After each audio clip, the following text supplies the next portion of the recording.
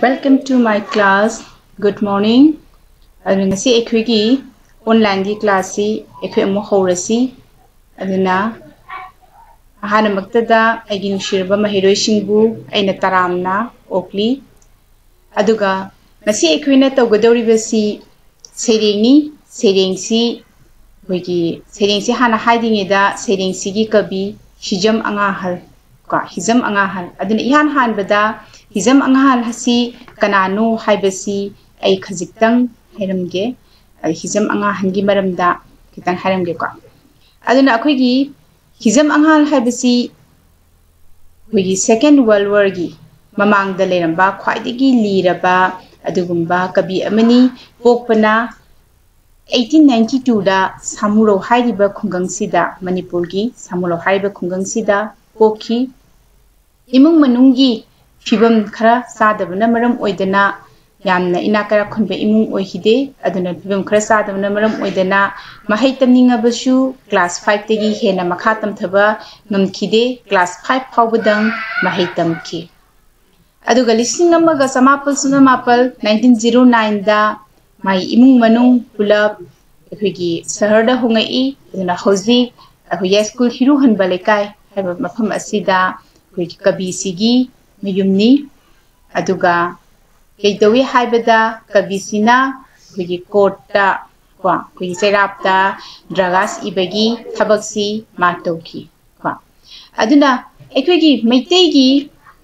ayibasingi marakta kunsuba satabti gi ayibasingi marakta khwaidagi hena maru oiba ayiba amani hijam anga halse kwa hijam anga hangi magi seireng mai khui se asukki mati yamna phajaba aduga yamna nungaiba ko mana aduga dramatis mong da dana iramba aduna manipur gi amakhakta ngairaba khigi manipur gi oina national gi epicni haiba khoi meitei gi national epicni haiba khamba thoibi seireng haiba si khigi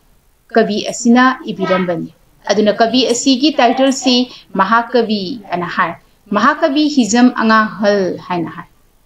aduna haidiba khamba thoibi seireng asi lishing kuntraga mapal hadidi 39,000 lines adugumba kanoni epicni mahakai bani ka aduga masigi makha tarakpadi kabisina tobiramba kugi sahitya da tobiramba dan kharagi maramda ai harake aduna works of angahal aduna yan hanbada hoje aina mahakabi angahal hana hainari basi kaigino habidu mahakai ba khamba thoibi irambase khamba thoibi seireng si ibirame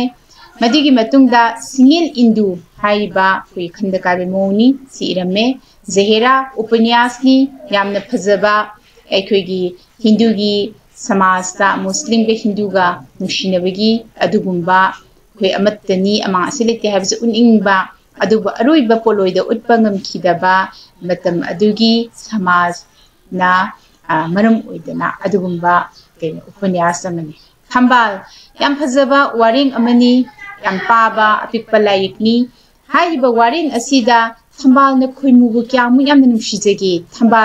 thambal gi saklon kya loroktana thambal gi saklon loro abasu matamna akuira abasu mana khoimubu nusijabadi magi saklon khudingda hongkhide haiba yamna phajaba kogi kan toba thuisa waring ni haiba thambal haiba waring si ibema poktebi dramani aduga sida natana akhigi sereng macha masu kharashu ibirami aduna mahakabi asina tawramiba manipur sahitya gi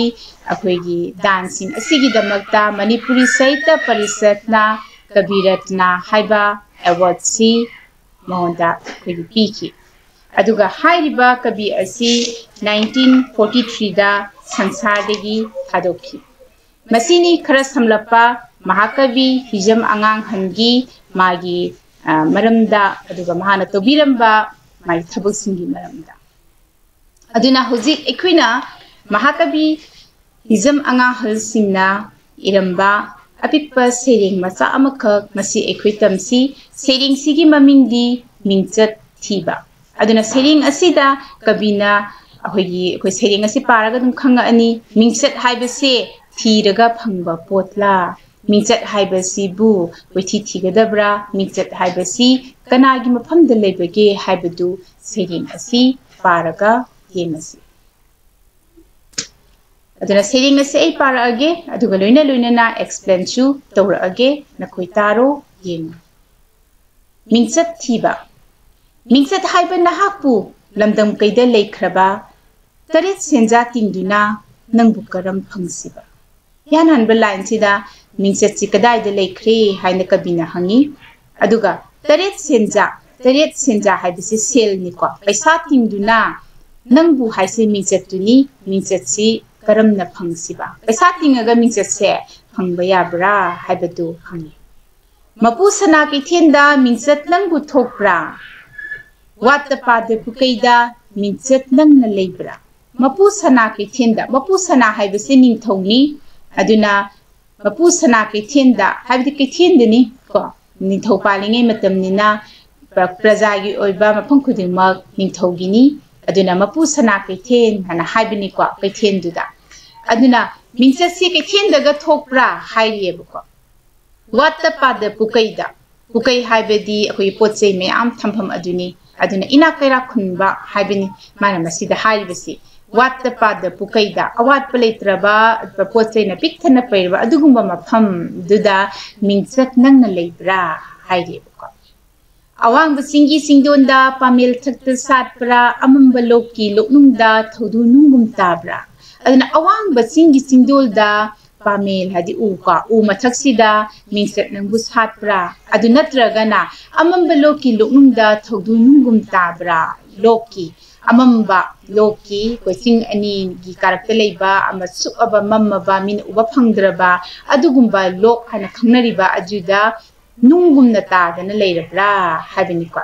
इरेन पुंग लेखादा लुप्तुना लेख्रब्रा हाइदि अचौबा इसिंगी पुंगका हाइदि अचौबा इसिंगी लेखादा मखादुदा लुप्तुना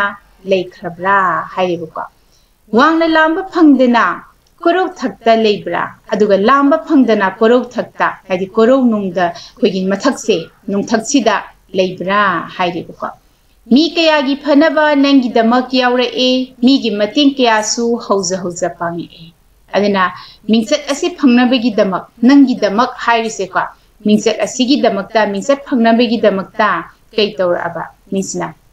मी कयागी फनबा नंगी दमक यावरए मीगी मतिंग कयासु हौजा हौजा हाइदि हन्ना हन्ना पांगे हाइरेको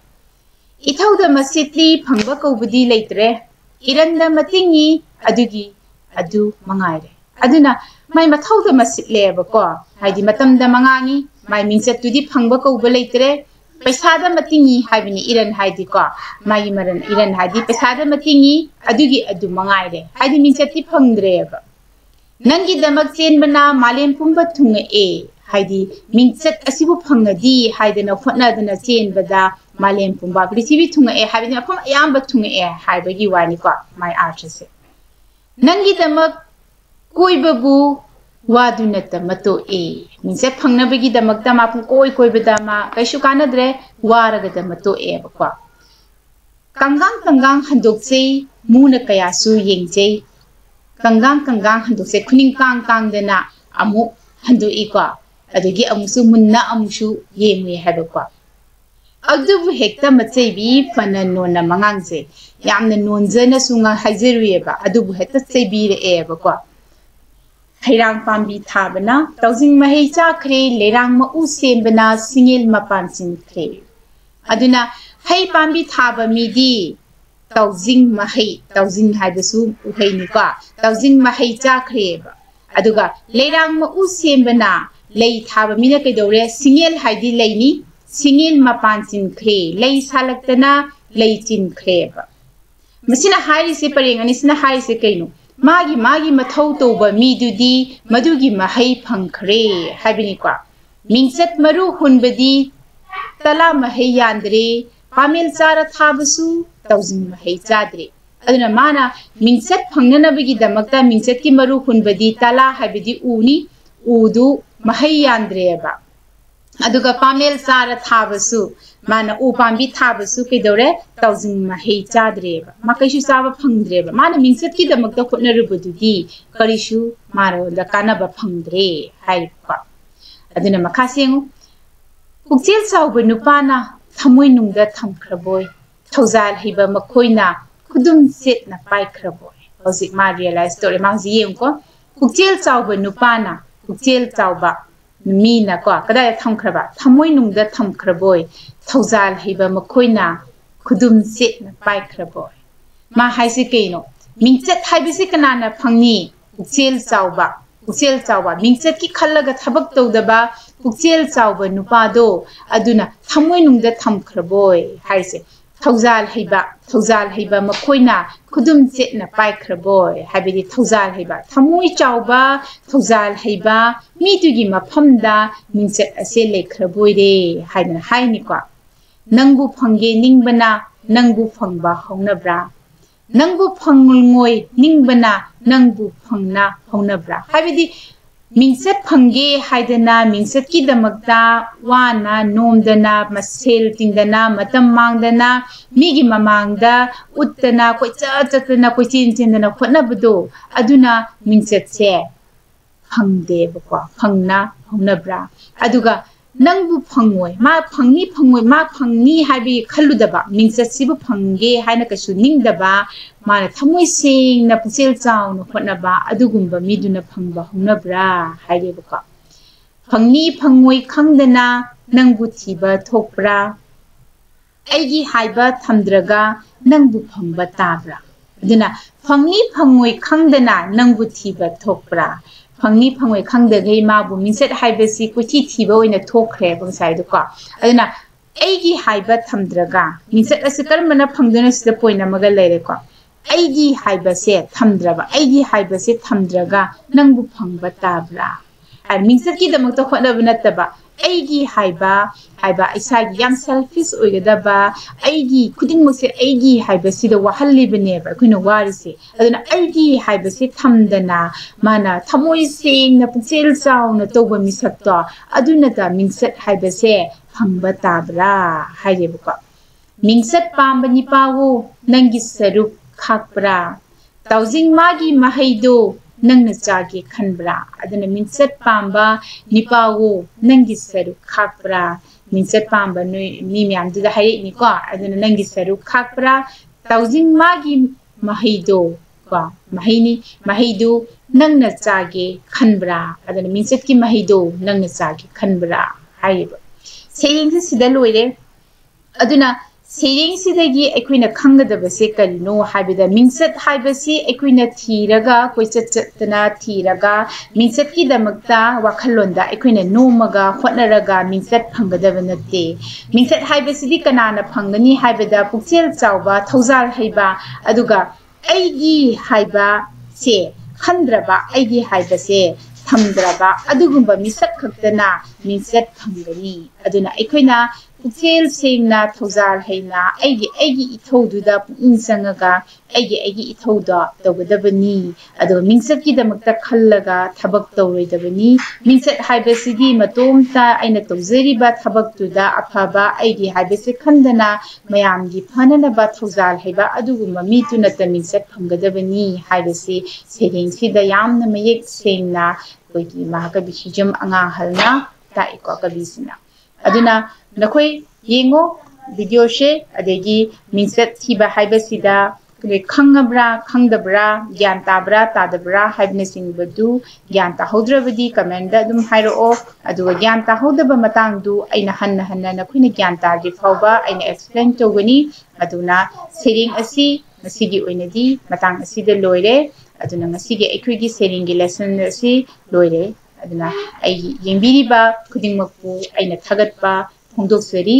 मसिगी ओइनदी अखोइ मतांग असिदा काइनरसी हयेंग अमु मथंगी class ता अखोइ उनरसी नमक नुंगाइना लेबिरो।